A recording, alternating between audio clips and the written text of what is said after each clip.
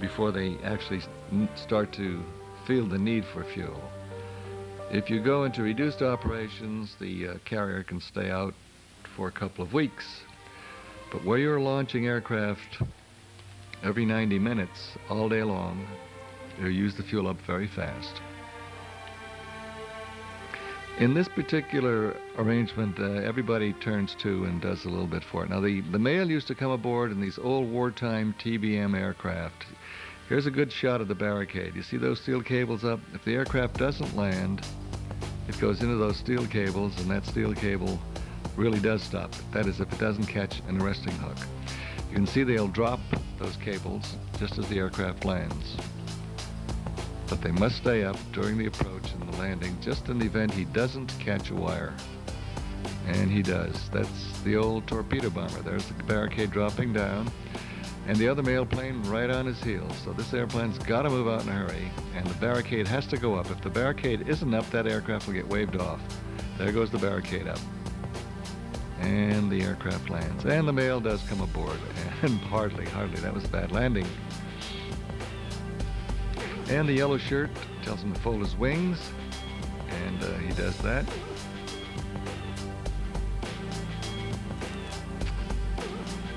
And here we are in the port of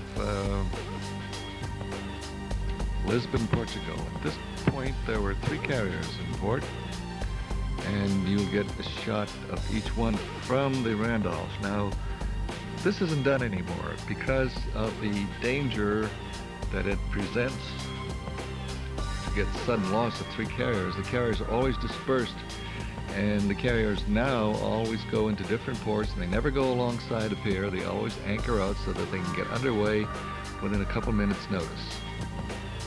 But in 1954-55, it was considered to be a little more peaceful and fashionable to take all the carriers and all the fleet in at one time. And you can imagine what a crowd ended up in Lisbon, Portugal, with the crews of 3 aircraft carriers and their escorting destroyers and cruisers. Here's a shot on the Riviera of some ladies that and some of our young fellas who were lolling on the beach. That beach happens to be in Nice. That's a rock beach. It's not sand. Cannes is sand. There's Cannes, and there's a lady bathing topless, unfortunately turned over. I guess she was done on the other side. A lot of topless bathers. That's Nice again with the rock beach.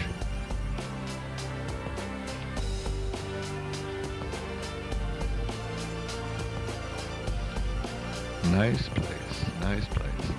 And here's a couple of our guys.